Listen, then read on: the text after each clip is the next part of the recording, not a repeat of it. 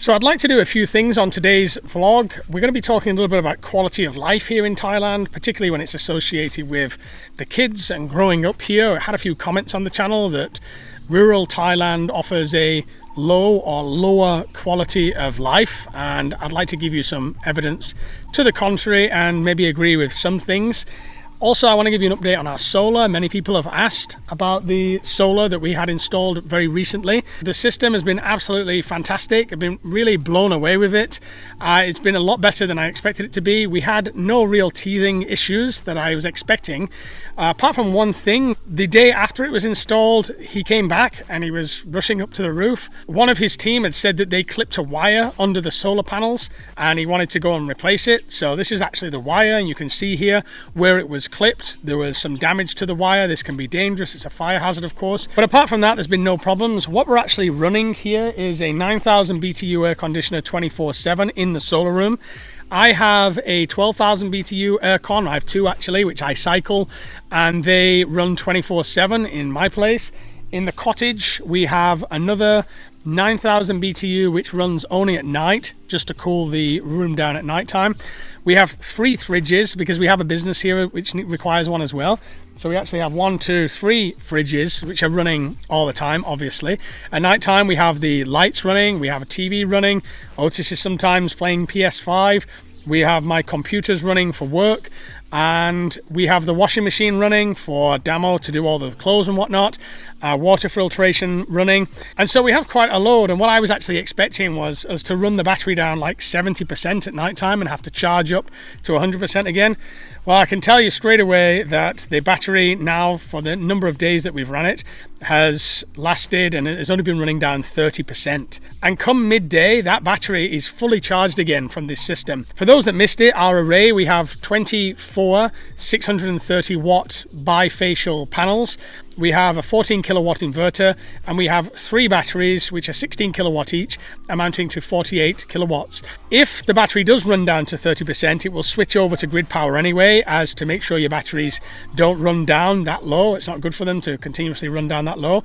But because we are only using such a small amount of battery power at night time, I now know that I can probably add in her mum and dad over there, and I can certainly add more load to this system if I want to. The only thing we have to be aware of is that now we're getting really nice sunny days. This time of year, February, is super good for the panel usage and charging the panels. Of course, we run completely off the panels in the daytime, but during the rainy season that might change. Obviously, there's cloudy days, there's rainy days, and so we have to just be a little bit careful and see how the system's going to handle it then. But for all those that asked, this is the app here as well. For all those that asked, the system is running wonderfully. We're getting up to 12,000 watts of filling the battery at peak level during the day. The sun is also hitting the panels deep into like 5:30 p.m, which is really good. You know, we're not cutting off from the solar too early, so the panel placements have been a real success. You haven't seen much of Damo on the vlog recently as well, because she's been super busy. She's in there now in the cottage. She's doing all the accounting for our upcoming audit of our business. There's a lot of accounting that needs to be done. She does all that and submits all the paperwork to the accountants. We've just been through my visa process again. We also just got some new glasses for the occasion. We find that Damo has to change her glasses at least once a year because the glasses end up just getting damaged, like either doing work at the farm here or one kid breaking them or throwing them. We always try and get like a reasonably priced pair because we know they're not going to last for many years. They're going to be replaced every year. So we took her to get some new glasses, all ready for the accounting work that she has to do. Now I wanted to talk a little bit about quality of life. I do get some comments on the channel from time to time, like, oh, the kids don't have access to opportunity or growing up in that situation. I actually think the kids have a great childhood here, and I'm going to show you some examples of that in a moment. Also, Damo's sisters that grew up here all went on to do degrees. One of them lives in Germany, speaks fluent German. She's got a dental practice there. The other one works for a Japanese export company. She's a high earner. They drive a very nice car. They have multiple properties. So even though they came from a humble background, they still were able to achieve. My wife has a finance and accounting degree, of course. So they were able to achieve things, and I see for the kids here, they'll go on to do what they go on to do, but while they're here, I think they do have a good quality of life. Talking about putting them to work, I recently did put them to work, and I can't recommend this enough. Thailand has a big plastic problem. There's plastic just drops on the floor everywhere. Sometimes motorbikes will drive past here and they'll just drop the plastic on the floor, or throw the cup, or throw the empty wrapper, and it accumulates. The kids here are also quite guilty of it, including my own kids.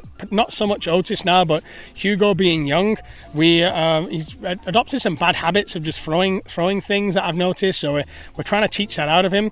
But one thing I can't recommend enough is to get rid of all that plastic, put the kids to work. So recently I got all the kids out into the garden, all around different areas of the cottage. I got all of them from the farm. Of course, all these kids are not our kids, they're a sister's kids and whatnot. And I did them a deal. Every little piece of plastic that you pick up, you get 1 baht. So if it's a small piece, it's 1 baht. If it's a big piece, it's 1 baht. It all counts as 1 baht. Gave them all a bag, and they all got litter picking all around the area. And of course, they were motivated to pick up more and more litter, because that's more and more baht, right? And so they actually spent about half an hour, 45 minutes, picking up all the tiny little plastics, which really annoy me, on the floor. They've accumulated over the building of the house, of living here, of like toys, little bits of plastic toys, stuff from our business, wrapping from our business. The Christmas parties are a big cause of the litter that gets put around here, because obviously you've got hundreds of kids come and they're eating stuff and dropping it. It's like a festival, you clean up what you can, but there's always left litter. Once it started to look very clear, which to be honest, the difference is massively noticeable by me, who's very OCD and kind of reacts to tiny little pieces of litter in the garden. I hate it, to be honest. It really drives me nuts. So after we had a noticeable difference, they stopped and they came and emptied all their bags, and it was a chance for me also to get rid of all my old change. Over the year, I get like 1 bahts and 5 bahts and 10 bahts, and I just end up putting them into a jar. I never use them, I just use cash. And so I had all these 1 bahts and 2 bahts and stuff, and 10 bahts, and I got it all out, and everybody came with their bag, and it was an honor system. So I trusted what they were going to tell me was true, and that they were not going to lie. And most of them picked up over 200 pieces of plastic, 1 or 2 of them 300 plus pieces of plastic. The whole thing cost me around 1,400 baht, which I'll put here in other currencies. But that was a 45-minute intense cleanup of plastic in the area, which I think now will be good for at least 6 months to a year. And I've decided I'm going to make this a yearly thing. I get rid of my change, the plastic gets picked up, and the kids are happy getting some pocket money. So it was a really good system. It's also been little Hugo's birthday as well. So every time there's a birthday on the farm, the kid in question gets a cake. We go and buy a cake from our local supplier. They have the cake together, and it's a lot of fun for them, It's not a big deal. We don't invite hundreds of kids around and have a big party, but all the kids get together and, blow out the candles and make something special. It's just another example as well of how the kids are involved in a community. They're like socialized and have a certain camaraderie here on the farm. It's like a little community of other kids, I like to have the other kids around. I don't mind the other kids coming around to our house. I like the sound of kids laughing and playing here, especially, since we had the trampoline put in, and we have ping pong table, we have stuff that they can do, activities that they can do. But it's nice to be able to create a stable environment, not just for my own kids, but for those kids as well. What I mean by that is the parents are not under massive pressure. Like, I cover the bills here on the farm. Like, I always make sure they've got food. These things, in terms of my monthly budget, are just negligible. It's good to be part of that, and then the feeling is of you brought some harmony and peace to a place, and I believe it is appreciated, especially from Yai. Yai is my number 1 fan, by the way. Yai is the one that sings my praises. Apparently, I never hear it, but she sings my praises, and she's Yai's lived there a long time, so she knows what it's like to struggle to pay the electricity at the end of the month, or struggle for food. I mean, they've been in very dire situations, guys, where there's been sometimes no food. Back in the day when Damo was growing up, I mean, they struggled. They really struggled then. Things are different now. Yai has support from me with the kids, but she also has support from Damo's sister in Germany and Damo's sister in Bangkok, which they're pretty wealthy by Thai standards and can send money and support, and do send money and support. And so she's looked after, and so she should be in her old age. So I never feel any burden from it. I've never asked for anything. I just like to give, because the amounts are just insubstantial to me. Now, cycling back to quality of life, Damo took the kids and her dad out to the rice field with Yai. They had a picnic out there. And this is just one example of the many activities that the kids will do out here. They're not always just sat around on the phones, but I will be honest that they do sit around on the phones a lot. My kids don't have phones. Otis has an iPad. It has a timer on it for 1 hour every day in screen time, which means that he can play it and then all the apps turn off themselves, so he can't do nothing after that hour. And he's become accustomed to put it down after that and get on with riding his bike and doing kid things. But they did go out to the rice field. They sometimes go out to markets. They sometimes go out to, there's a local swimming pool area here. There is always something happening. There's always some kind of celebration happening that they go to. They go to temple as well, of course. But this example is out in the rice field here. You can see it was a nice day out for a dad as well. And out there in the rice fields, they're just free to play, have a picnic, enjoy themselves, eat together. You know, they make some Thai food, some somtam. And that's what being a kid is all about, isn't it, really? Like, some people, I think, worry about, oh, it's all about money, like, oh, they need to earn money. Right now, kids just need to be kids. Kids just need to, they can earn money later, and as soon as they start earning money and getting in that rat race, you're in there for the rest of your life. Like, don't we all know it? Even me, who lives a pretty free life, I still have to earn money, I still have to work, we still have to, Damo's been packing and accounting and all kinds of, I mean, we're really busy here, a lot busier than what people think we are. In fact, sometimes it feels like there's not an hour in the day. But there's always time for work later. Right now, it's about playing, being free, enjoying your life, not worrying about, oh, what's going to come tomorrow. Kids live in the moment, kids live in the now, right? So we've got to enjoy that now. You don't want your kids stressed out. If these are my kids, it would be different, the way they live. I don't get to choose how they live. That's not my responsibility, my prerogative to choose how they live, like, you know, what they eat and what they do, on sitting on phones and things. I don't get to choose that, but I can enhance the environment so that it becomes more fun for them. As I've said, with the trampoline and with the ping pong table and activities, everybody's got a bike they can ride around on, you know, and if a bike breaks, I buy a new one. And so now it's about being kids. It'll probably be the most joyful experience of their entire lives. They'll look back on their childhood and think how free they were, like in comparison to kids that grew up in the city, for example, in Bangkok. Many of those kids are kind of stuck with just a road to play on and a small room, you know, many people crammed into one room. Here they have the luxury of open space. We're lucky that we're in an area that's got clean air. Now, talking about clean air as well, for the first time of ever living in Thailand, I contacted Puyai Ban and spoke directly to Puyai Ban just in regard to the burning this year has been very good. There's been no serious burning. I've got air filters in every single room of the house now. Before, I only used to keep the main rooms, but now I keep an air filter in every one. But what I noticed was that not so long ago there was some plastic burning going on, and it was happening at night, and it was coming over to the farm. It was coming over like in the early evening, and the kids were playing outside. And so I did contact Puyai Ban and I said, look, whoever's burning plastic, I don't mind to pay for the waste removal. Because, to be honest, guys, it's 200 baht for a year. I would much prefer, if that person is struggling, I will pay the 200 baht a year removal fee for the rubbish. Then they don't burn the plastic and then the environment is better for everybody in the village, you know. I understand them because they don't want the plastic, there's a cultural thing, like they don't want the plastic building up. They want to get rid of the plastic, and they always just traditionally burnt stuff. It's not me to also change it's not for me to change the location, but the minute it starts affecting the kids' health and our environment, it becomes my problem. And Puyai Ban was very responsive as well, so we believe we're going to get that situation sorted out. And the fact that he was so responsive and the way we communicated made me feel very much a part of the village.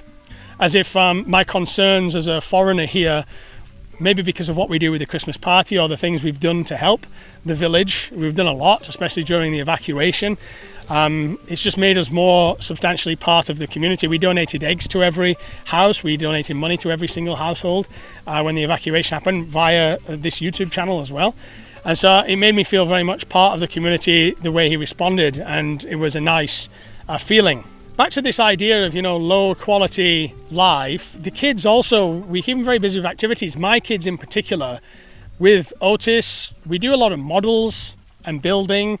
And every Saturday night we have a sleepover. So Otis sleeps around my place, and we basically play PS5 and watch movies. We're watching The Lord of the Rings at the moment, each movie. And so we have that every night. And I think it's one of those things that when he's older, he's going to look back on it and be like, I remember having sleepovers with my dad and watching cool movies and be able to stay up late. I mean, late for us is like midnight, but being able to stay up late and to do cool stuff that he can't do. Obviously, he goes to school and he's got to be in bed at a certain time for school. But Saturday is his free night where we do that kind of stuff. But Otis and I will build a lot of models. Hugo's still a bit young for that right now. And also other activities like we make our own bread now here. So I get Otis involved in making your own bread, making your own stews, you know, the water filtration system. I'm teaching him a lot about the solar as well. So how the solar works, why we do solar, why we do water filtration ourselves. And so there is a lot of aspects of this lifestyle that compound to make what I think is a peaceful, interesting, exciting enough childhood. And so I guess the message of today's vlog is don't worry about a low quality of life for the children in rural Thailand. I can't speak for all, of course. There are some in very many different predicaments to us. But in terms of our kids, you know, when you see them on the vlogs, I'd say they're probably some of the luckiest kids in Thailand. And I know that some of my subscribers feel the same when they understand that the context is not rural Thailand poverty. It is actually rural Thailand wealth. It just depends how you place the wealth. It's not international schools. It's not like driving around in BMWs. It's not always like your city amenities, which, you know, are missing. It's a different type of wealth. It's open air, freedom, bikes. It's adventure, that sort of thing. It's enough for them. Not the highest quality in the world, but not the lowest quality in the world, if you know what I mean. So thanks for joining today. I hope it's been a bit of an insight into the kids' life, the quality of life here in rural Thailand. My next vlog on this channel will probably be in Pai. I'm heading up to Pai. I'm actually going to a festival up there, and I did actually buy a new saxophone as well. I'm a bit rusty, to be honest, guys. I'm really rusty because usually I pay tenner. I decided to buy an alto because my old tenor actually sent it into Bangkok and to fix, and he just like, the pads all need replacing. It's a very expensive thing. So I thought, you know what, I'll buy an alto. I'll relearn the fingerings of what I know on alto, and it's going to be easier to transport, easier to carry around. But I feel like I'm starting all over again. I've took nearly like a 4 or 5 year break from saxophone, so I will try and join in some jams. But I think it's something that I want to bring alive again. Not just for me, but for the kids as well. Otis has started to play piano a lot more. His friend is playing drums. And I thought, well, if they get a bit older, I've got to be ready. In case we do have a band here, which again would be another extracurricular, like life enhancement activity to do to make music. So I need to get on it. My lip is killing. I don't even see, but my lip is red raw because before I calloused there. I had my jazz bar in Hue Hin. I used to play every night, every day, and it was no problem, like it's second nature. These days, like I've become soft and I need to recallus the lip. So I'm looking forward to that, and I'll be taking you guys up there on that adventure to Pai in the next vlog. Take care, everybody.